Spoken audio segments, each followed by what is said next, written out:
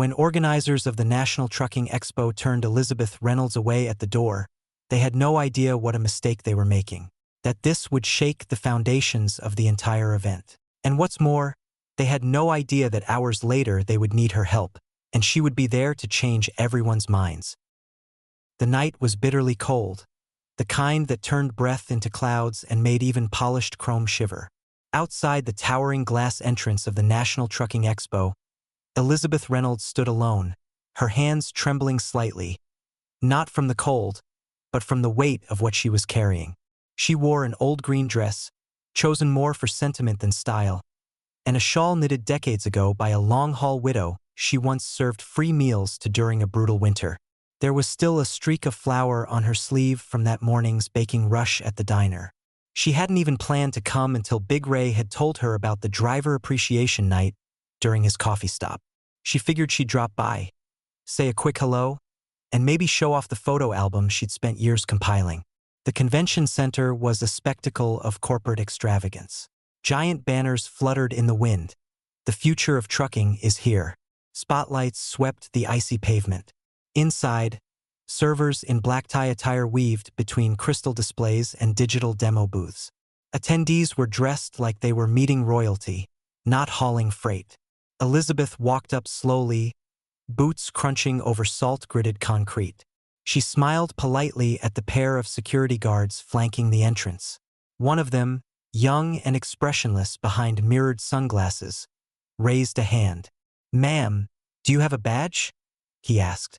Elizabeth reached into her coat and fished out the small envelope she'd received from Ray. A simple invitation, no fancy laminate or barcode. The guard glanced at it with a smirk, then turned to his partner. "This isn't valid. This is just paper." "I was told this would be enough," she said gently, her voice warm but firm. "I'm just here to share some memories with the drivers. That's all." Behind them, a few younger attendees had slowed their stride, eyeing the scene. One of them, Tyler Turbo Diaz, a 24-year-old with perfect teeth and a brand new lease-to-own rig, pulled out his phone and hit record. "Yo, check this out," he whispered into the mic. "Granny just crashed the trucking gala." Elizabeth noticed the camera but said nothing. She clutched her album tighter. The second guard stepped forward. "Ma'am, this is a professional event, not a charity dinner." A wave of laughter bubbled behind her. A group of influencers from a startup trucking app had gathered a few feet away, whispering and chuckling. "Maybe the soup kitchen's down the block," one said. Elizabeth blinked once, then nodded slowly. "I see." She turned around, stiff with dignity, and began to walk away. Inside, Patricia Hale, the PR director for Northline Freight Corporation, was walking briskly through the expo floor, headset buzzing. "Yes, the CEO's on his way now. I need that lighting cue tight. Do not spotlight the wrong rig this time." She didn't notice the small ripple forming outside the glass entrance.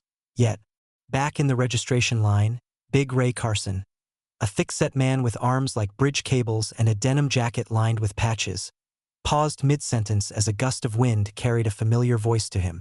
"I see." He turned. That voice, that cadence, that damn shawl.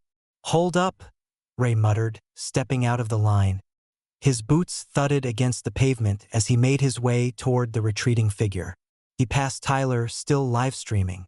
"Hey, old man, what's the rush?" the kid asked. Ray didn't even look at him. He brushed past the guards and gently placed a hand on Elizabeth's shoulder. "Betty?" She turned, surprised. "Ray, you're really here." His voice caught. "They wouldn't let you in?" "I didn't fit the dress code," she said with a small laugh, holding up her flour-stained sleeve like a joke. Ray looked past her at the guards, his jaw tightening. "Are you kidding me?" Tyler's stream kept rolling as Ray turned to face the entrance again. His voice dropped to a growl. "You don't know who that is, do you?" The guards shrugged. "That's Road Mama," he said, loud enough for the crowd behind him to hear. "She's fed more truckers than any of you have miles under your belt." The words echoed like a spark across dry grass. Somewhere in the lot, an engine revved. Then another. Then another. Tyler's followers began flooding the chat. "Who's Road Mama?" Why are all these old guys getting out of their trucks? What's happening? Inside the building, Patricia paused mid-stride as a staffer ran up with a tablet. There's a convoy forming outside, he said. And people are chanting. She narrowed her eyes at the screen and saw Elizabeth, standing just outside the glass doors, framed by a growing crowd of drivers stepping out of their rigs and forming a wall between the event and the city. One man lifted a CB radio to his mouth. "Breaker, breaker, this is Big Ray. Looks like we got ourselves a situation." The floodlights flickered as more headlights flared to life. And Elizabeth, standing at the eye of it all, simply looked down at the album in her hands and whispered, "I wasn't trying to make a scene." But the scene had already begun. It began with a single voice on an old CB frequency, grainy, scratchy, unmistakably furious. "Breaker 19, breaker 19. This is Big Ray. Road Mama's been turned away at the front door. I repeat, Elizabeth Reynolds just got turned away like trash. You boys and girls know what to do." That was all it took. Across the city, across counties even, radios crackled to life. In truck stops and lay-bys, on shoulder lanes and idle lots, old-school drivers stopped mid-sandwich, mid-card game, mid-oil check. Some hadn't heard that name in years. Some thought she'd passed on. But everyone remembered her. Within minutes, rigs began shifting into motion. For rigs parked side by side in front of the expo's main gate, hazard lights blinking. 2 more rolled into position, locking down the service road. Dozens of air horns fired in unison, not angry, not chaotic, coordinated. Like a call to arms, a convoy of gratitude. Overhead, the first of the drones arrived, zipping like curious hornets. Local news anchors scrambled for context as views spiked. Breaking: protest at National Trucking Expo. Elderly woman becomes unexpected symbol of unrest. At the center of it all, Elizabeth Reynolds stood on the curb, stunned. "I didn't ask for this," she whispered to Ray, who stood beside her, arms crossed, jaw clenched. "You didn't have to," he replied. "You earned it." Drivers approached her one by one. A wiry woman with a deep southern drawl pressed a trembling hand over Elizabeth's. "You held my husband's hand while he passed. He always said he saw his own mama in you." A tall man with a gray beard and eyes red from the road whispered, "You kept my rig safe when I couldn't make a payment and hid me from those guys looking to take it. I owe you my livelihood." As they gathered, Elizabeth, still holding the photo album, hesitated. Then, with Ray's nod, she flipped it open on the hood of a nearby truck. The photos told stories no data dashboard or corporate slideshow could. Smiling men with coffee mugs and bad mustaches. Young women gripping oversized plates of eggs and bacon. Kids with future trucker shirts standing beside Elizabeth's old diner counter. Handwritten notes scrawled in the margins. March 93, helped Larry after breakdown in snowstorm. May 02, first meal after my divorce. The crowd grew quiet as they leaned in. It wasn't nostalgia. It was reverence. A younger driver, maybe 30, wearing a Bluetooth headset and still reeking of an energy drink, asked sheepishly, "Is that really you with that soldier in Baghdad?" Elizabeth squinted, smiled faintly. He was scared. So was I. But scared people take care of each other better than most. More nods, more silence, until the honking resumed, a slow rhythmic sound like a pulse. This was not a protest, it was a tribute. Inside, Patricia Hale was unraveling. "Get me the sponsors now," she hissed into her headset as she marched down the polished corridor. "Do not let anyone cancel." And shut down the live stream from outside. A junior staffer hesitated. "Ma'am, the live stream isn't ours. It's public. It's everywhere."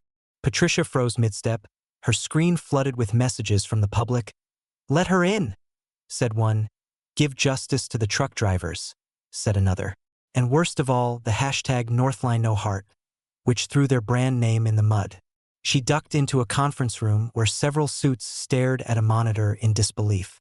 The footage looped, Elizabeth being turned away. Tyler Turbo Diaz's smug grin in the foreground. Laughter, her face falling. A sponsor rep from a major engine supplier leaned forward. Is that the clip your people let out? Patricia closed her eyes. No. That was a rookie's personal feed. I'll handle it. Back outside, Tyler was pacing behind the rigs, his phone in his hand. Live stream off now, unread notifications piling up. He hadn't meant for this to happen. He just wanted views. A moment. A joke, maybe. But now he was trending for all the wrong reasons. A couple of older drivers glared as they passed him, muttering. He felt their judgment like a heat lamp. He spotted Elizabeth alone beside her photo album. Nervously, he walked over. "Ma'am?" he said, hands in his jacket pockets. She looked up at him, her eyes clear, calm. "I'm sorry," he mumbled. "I didn't know who you were. I was just trying to be funny." Elizabeth closed the album gently. "Being funny is easy," she said. "Being kind takes more work." Tyler nodded, swallowing hard. "I'd like to help if I can." "Then start listening," she said. "Listen to their stories. Not mine. Theirs."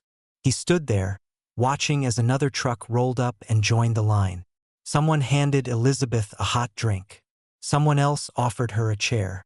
Still more drivers came forward with their own stories, their own memories, asking for a moment, a hug, a thank you. A chant began, not loud but steady. "Let her in. Let her in." Back inside, Patricia stared out through the smoked glass of the executive suite. Her careful gala was unraveling. But deep down, under layers of corporate armor, a memory tugged at her. She too had once eaten at Road Mama's diner. She'd been a scared teen on a runaway bus route. The woman who brought her a hot meal and paid for her ride home looked a lot like the one now being hailed outside. And suddenly, the voice in her ear, from a sponsor exec, from legal, from branding, faded to static. Outside, Elizabeth was smiling again. She hadn't been let in. But her story, her legacy, it had already walked through the doors. The wind hit first. Not a whisper or a warning, but a howl sharp, immediate, and insistent, that rattled the glass of the convention center like a fist against pride. Inside, the luxury truck unveiling had just reached its peak. A gleaming new model spun slowly on a turntable, lights dancing across its chrome surfaces. Flashbulbs popped. Executives in tailored suits toasted one another with sparkling cider in monogrammed flutes. Patricia Hale forced a tired smile as cameras caught her from all angles. For a moment, she allowed herself to believe they might ride out the storm brewing outside, metaphorical and meteorological. Then the lights died. A collective gasp rose. The music stuttered into silence. The rotating truck froze mid-spin. Emergency lights flickered on, casting the massive showroom in a jaundiced, flickering yellow. Somewhere in the distance, a generator sputtered to life, then coughed and went quiet. A technician in a tuxedo sprinted toward the service corridor, fumbling with a tablet that showed every greenlit backup system suddenly blinking offline. The emergency generator had auto-started, but the fuel pump was gelled solid. Diesel turns to wax at 10 below, and nobody had bothered to add anti-gel. An executive shouted for a second unit, only to learn it had been stored in an outdoor crate now locked under 2 feet of drift-packed ice. Across the showroom, people lifted phones only to watch signal bars vanish. 2 nearby cell towers had tripped their breaker relays as wind shear-coated antenna dishes in rhyme. Even satellite links stuttered. The storm's dense core was chewing bandwidth like static. In under 5 minutes, the gala went from power glitch to a true communication blackout, the kind that turns a 1,000-person gathering into an island cut off from the 21st century. Outside, the snowfall turned vicious. Thick, wind-driven drifts began to swallow rigs, bury tire tracks, erase exit signs. Elizabeth stood at the entrance, watching it blanket the protest line with white like it was tucking the world in for a night it hadn't agreed to. Inside, panic bloomed like frostbite. Phones lost signal. Heat vanished. Tables laden with hors d'oeuvres were abandoned. Waiters tried to herd guests toward the lobby, but the lobby doors were already half-frozen shut. In every direction, people were shouting, "Where's the backup generator? We paid for premium access. My phone's dead. Anyone got a charger?" Patricia gritted her teeth and reached for her walkie. "We need control. I want security to..." "No offense," said a gravelly voice behind her. "But security don't know jack about survival." She turned. It was Elizabeth, wrapped in a trucker's oversized coat, calm as stone. Patricia scoffed. "With all due respect, ma'am." "Save it," Elizabeth said, her tone clipped but not unkind. "This ain't your show anymore. This is triage now." Without waiting for a response, Elizabeth stepped onto a nearby display stage and clapped her hands. "Listen up." The room, surprisingly, obeyed. "Anyone with a rig out there, we're gonna need your cabs. Pull them in through the loading dock and kill the engines once they're warm. Park tight. We're making dormitories." A few drivers nodded and moved. "Diesel rationing starts now. Veterans and families get priority heating. If your tank's over half full, we're using it. Volunteer teams, follow Big Ray." Big Ray tipped his cap and moved toward the doors with quiet command. A murmur spread. People started shifting, obeying. Patricia stood frozen. Elizabeth turned back to her. "You got catering in the back?" Patricia blinked. "Well, yes, but it's all prepped for display." "Great. You're on soup duty. Get some folks, find flashlights, and start heating whatever doesn't need power. I've got 6 warmers and 2 propane tanks left in my truck." "Wait, you brought warmers?" "I always do." Moments later, the once pristine show floor had transformed. Trucks were repositioned, tailgates dropped. Sleeping bags, coats, even tablecloths from the abandoned buffet became insulation. Elizabeth led a line of attendees toward the mobile kitchen station, now glowing faintly with propane firelight. Patricia, sleeves rolled up, ladled steaming soup into paper cups. "You ever done this before?" she asked quietly. Elizabeth chuckled. "Once in Kandahar, once outside Tulsa, and now, once in a ballroom in Omaha." Despite herself, Patricia smiled. Meanwhile, Tyler wandered between makeshift cabins of trucks, recording footage not for clicks, but to document a rare moment: unity. He filmed a young influencer teaching an old hauler how to sync up emergency solar chargers. He caught Big Ray drawing fuel from one tanker and redistributing it, supervised by a woman in orthopedic shoes and a parka held together with duct tape.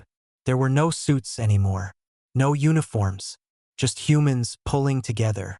In a corner near the coffee station, 2 rival freight company execs sat shoulder to shoulder in a sleeping bag, sharing a mug and staring out a frosted window. "Who is she, really?" one asked. The other shrugged. "Someone who reminds us how soft we got." Back in the main hall, someone pulled out a harmonica. Another found a guitar in his cab. Music filtered in soft and slow, mingling with the storm still howling beyond the walls. Elizabeth sat on a folding chair, sipping soup, her photo album beside her, unopened this time. She wasn't telling stories anymore. She didn't need to.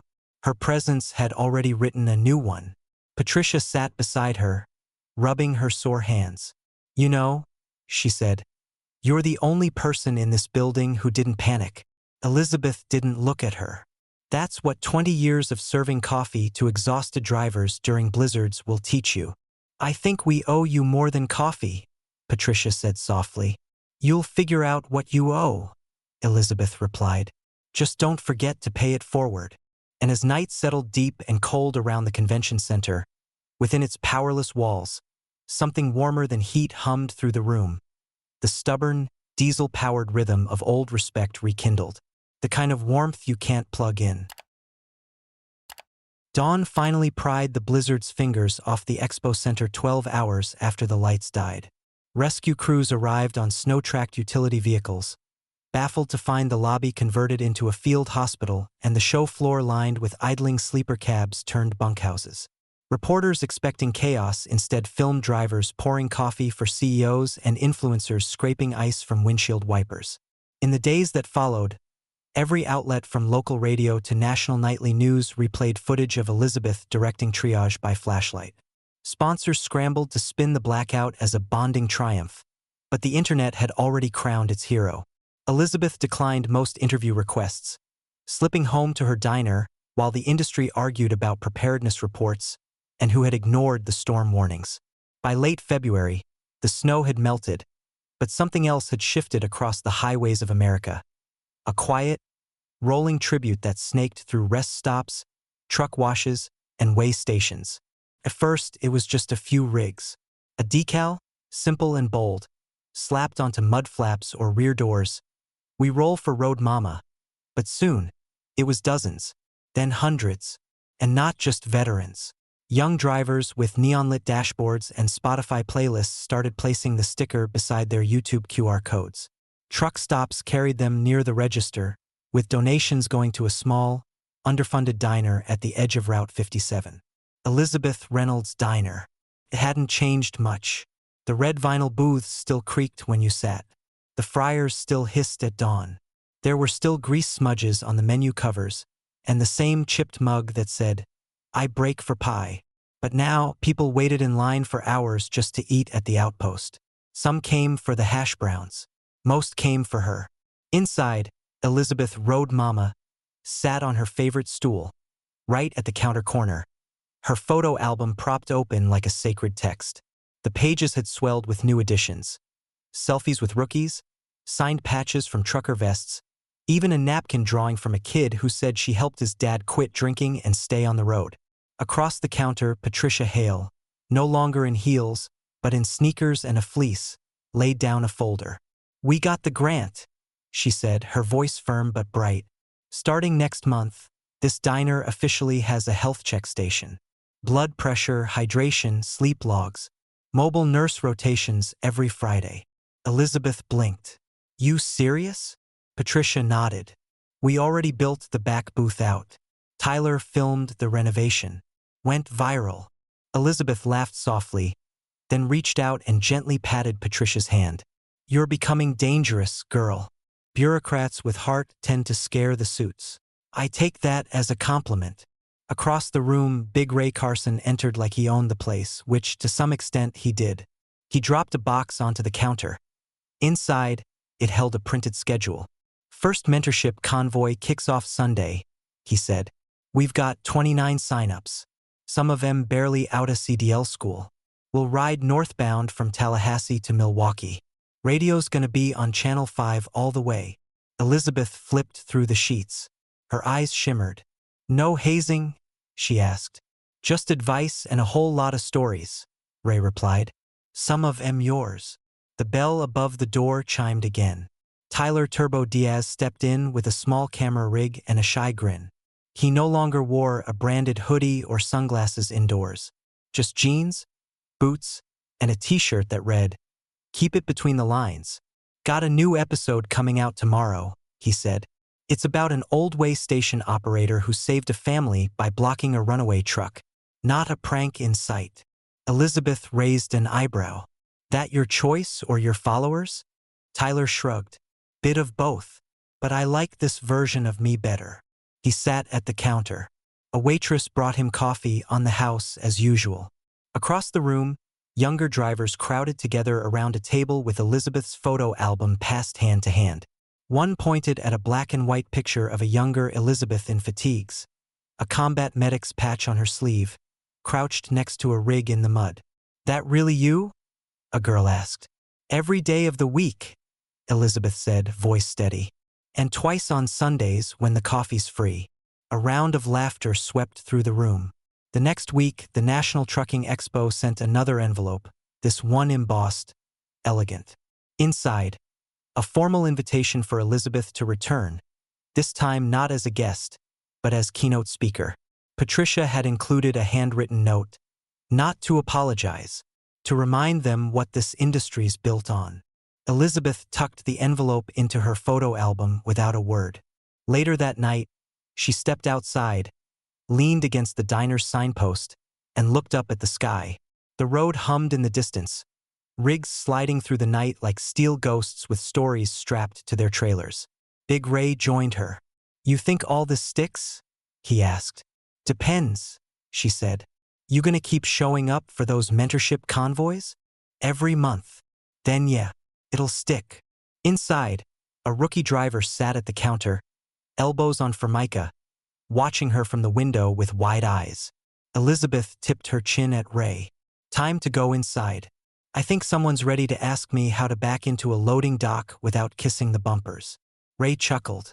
They're all watching Road Mama. Every one of them. She smiled. Then let's give them something worth watching. And just like that, the diner lights flicked on brighter than ever. The coffee pot hissed. The road outside never stopped. And Elizabeth Reynolds, nurse, cook, storyteller, and soul of the asphalt, became more than a legend. She became the compass. Tonight's clash wasn't just about a gala. It was a reminder that every mile has a memory keeper. If you'd watched Road Mama turned away, would you have joined that convoy or stayed behind the velvet rope? Tell us below. And if this journey moved you, fuel our channel Embrace the Journey with a like, share, and subscribe. More asphalt stories are just ahead. See you in the next video.